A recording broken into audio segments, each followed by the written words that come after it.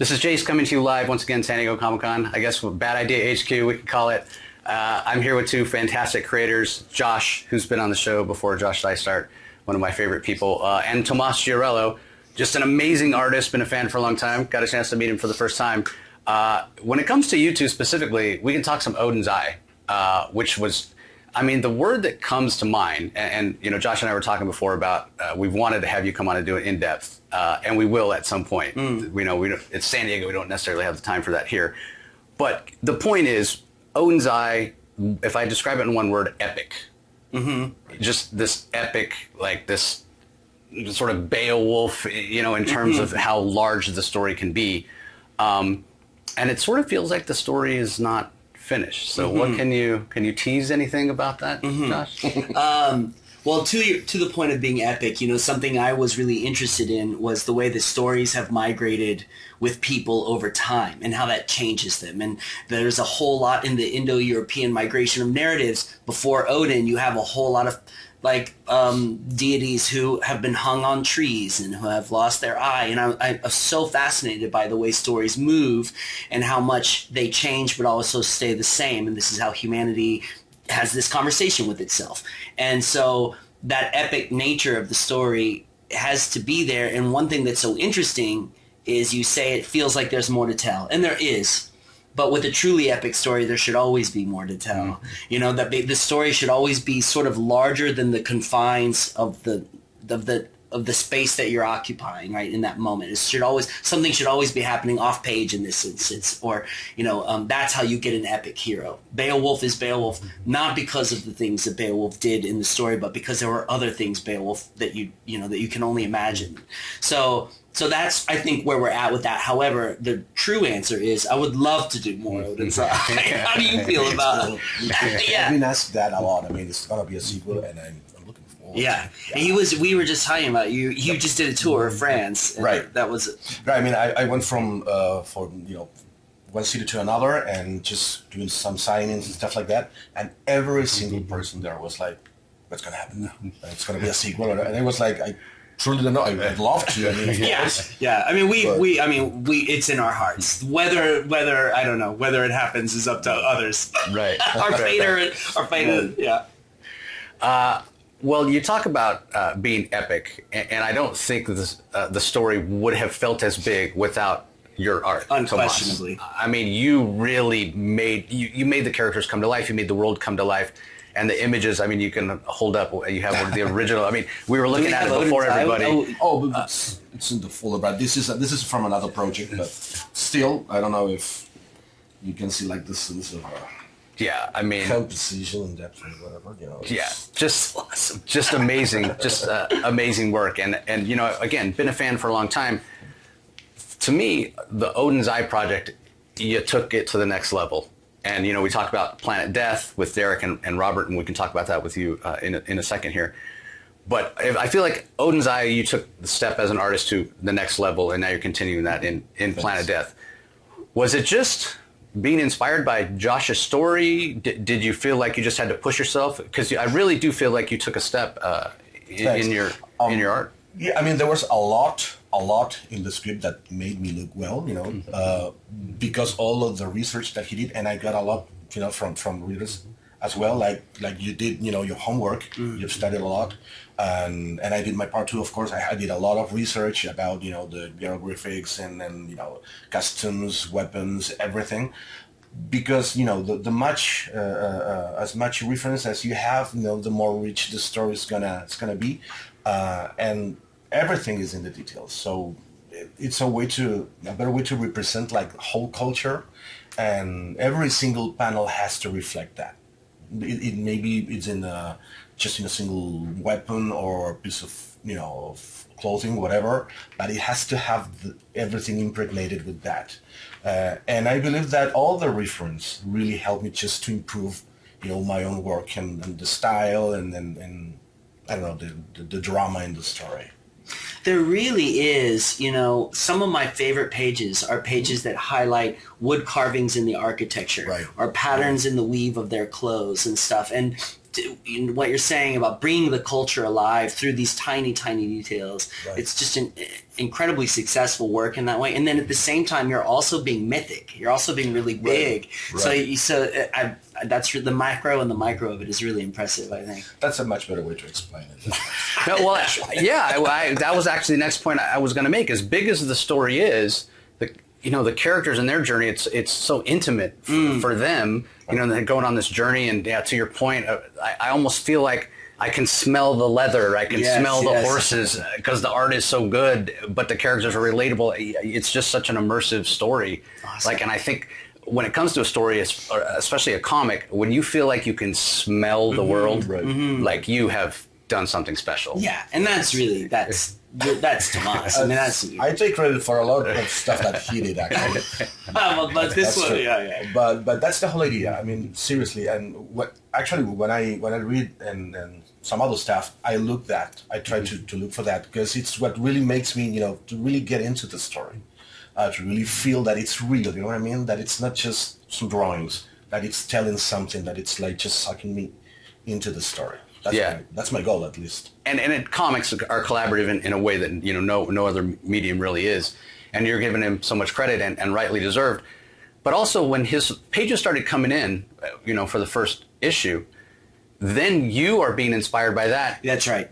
It's almost it's kind of frustrating because you've already written the script, and then the first pages come in, and it's kind of a little bit life-changing, and it's sort of and you're like, oh man, can we rewrite? Yeah, if he did this, that means I could do. Yeah. And you're just building. So there is a real feedback loop happening where inspiration is like being bounced back and forth, and I'm sure you get that in all different media and whoever's creating. But there is the most magical thing about the job is getting the pages from my point of view as a writer, and some of the most magical pages I've ever gotten were from Odinn's eye. So it's definitely inspiring. It definitely keeps you moving forward, and it changes your mind about what a project can be. Tomas can draw what somebody who's supposed to be a background character and not have a huge role in the story, and that person has so much inherent charisma in their line work, or something that's so interesting about them that you will elevate them in the narrative, moving forward, if you haven't already written it all.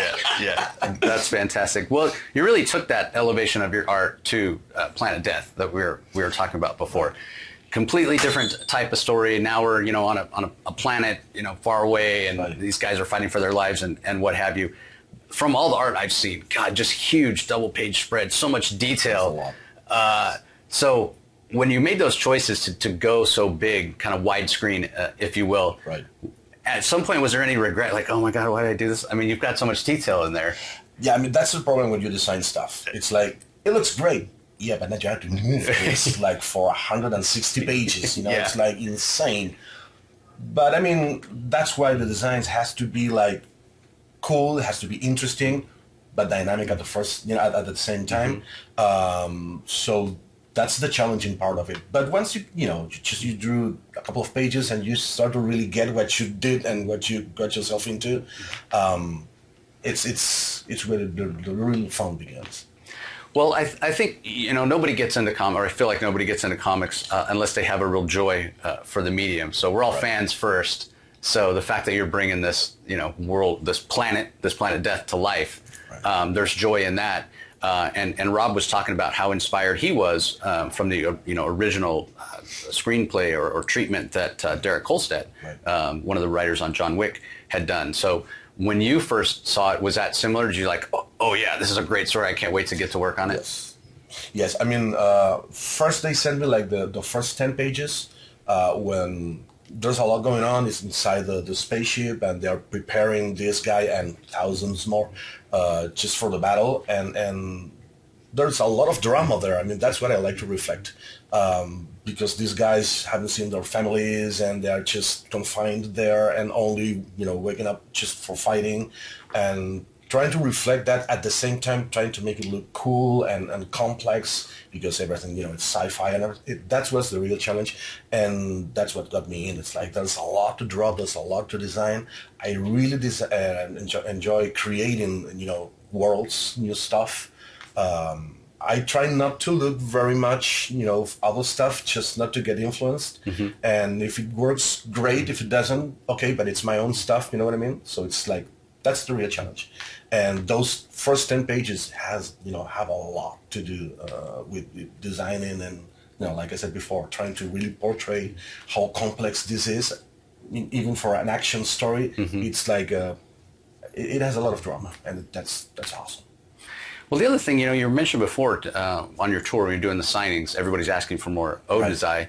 So you clearly have fans, and they want more, and you want to choose projects where it's not Odinn's Eye yet. Hopefully, that's coming, more Odinn's Eye. But you also want to do something that's kind of worthy that they're going to enjoy, right? So you've got to be selective.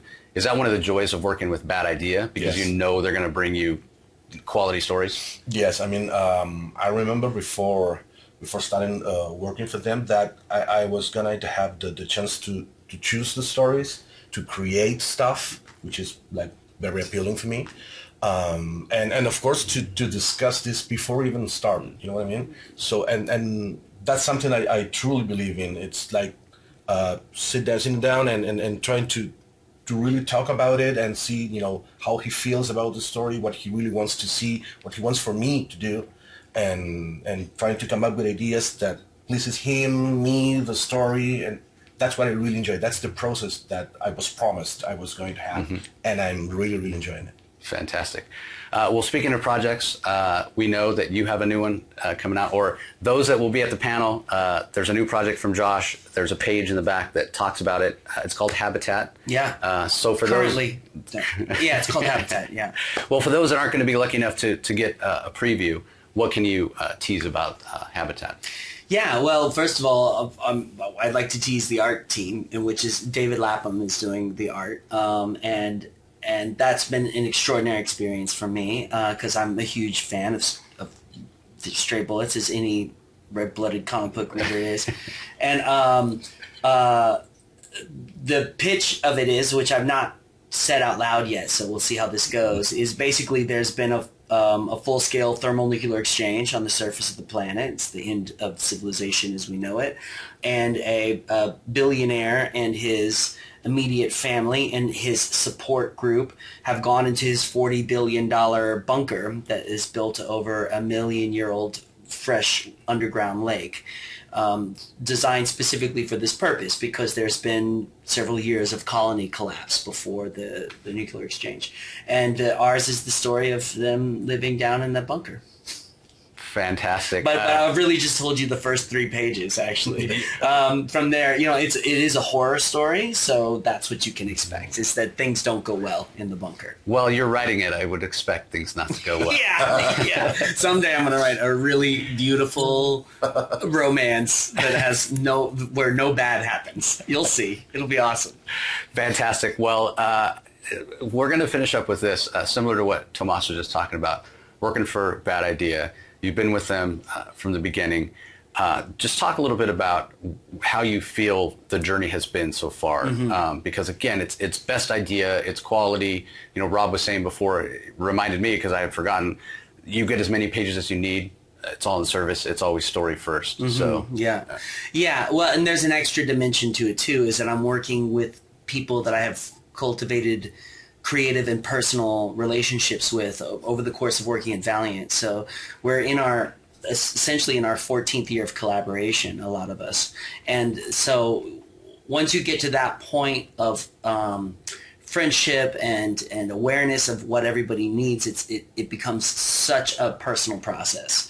And so that's very exciting. And I also think and then to your actual point, where we're giving a little bit more freedom, story is paramount, we're working with some of the very best artists. We're giving a lot of leeway. We really craft the project. Exactly. We really craft the project with editorial and with management and with everybody else at the company too. There's an egalitarian nature to how we build our projects there.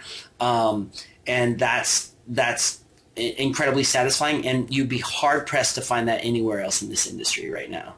Not to offend anyone else in the industry, but the economics is such that this is difficult to achieve, and we have a team that that deals with that aspect of it and deals with incredibly creative and interesting, and I would even argue Warholian ways, like pop, like some of our pop advertising and pop gimmickry.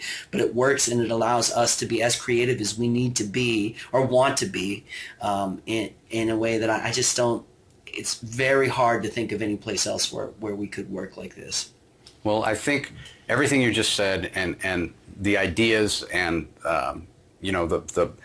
the overall just theme of Bad Idea, that you're all pulling in the same direction. Mm-hmm. You know, everybody row. Yeah, and it's such a family. It's such a community.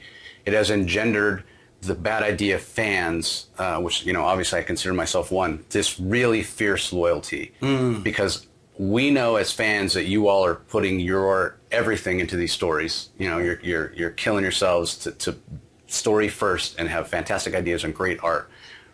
And we can see that you're having fun while doing this. Right. Comes through in the story. Like, as a fan, I'm showing up because Sweet. you guys care. Yeah. At the end of the day, you care about the story, you care about the art, you care about the production values. I mean, nobody has the production values that Bad Idea does, from paper quality to covers.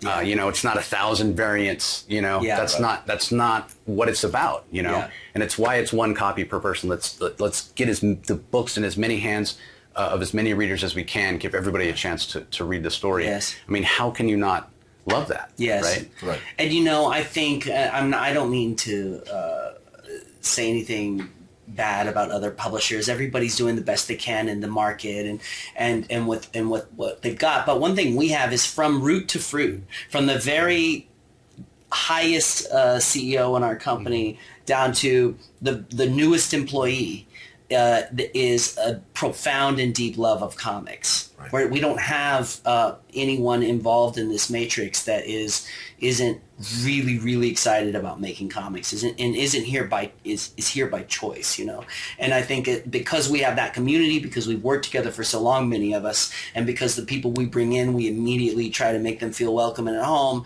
that creates this larger, I hate the word fan, this larger reader community around us, right? Because we are a very tightly knit community where there's not, that's what I have to say. And so I think that's what that creates. It's an aura that radiates outward. We love comics. We want to make the best comics we can. We have people involved on our team that are, I think, some of the most brilliant minds as far as how they interface with the complications of our industry. And then we just get to make badass shit, and they go out there and fight for it. And that's what's building the community around us, I think, is this, yeah. Yeah, and not just here in the U.S., because like you said, you were touring, was it in France? In France, yeah, right. Yeah, and people just love Odinn's Eye. I mean, everybody was asking about the sequel. Everybody. Yeah. And then about the quality of the book, because it's a beautiful book. I just got myself a copy. and it's amazing. It's amazing. I mean, there's so much dedication to the quality of the book, especially in France. They are like a specialist in that matter. So it looks great. And as I said before, everybody wants a sequel. I mean, to be fair, every Tomas book looks amazing. Yeah. Let's be quite honest. Well, and I can't go wrong. Yeah, and we'll finish with this last point. It's the point of why you want the great production values. When Tomas is turning in this art, you put it on. Like, imagine if you have a responsibility. Yeah, imagine if it was on newsprint or something. You know, it just wouldn't do service to the work. So yeah, that's it. Well, we look forward to Planet Death, more of your work. We look forward to Habitat and more of your work, and probably some tears and scary stuff. And oh my God, why possibly is this happening? the scariest stuff I've managed to publish so far. So so we look forward to that, and hopefully, fingers crossed, we look forward to more Odinn's Eye in the future. Cool, that would be great. Yeah, it'd be awesome. I'm into it. Okay, well, that's going to do it here from Bad Idea HQ, everybody. Thanks for joining us.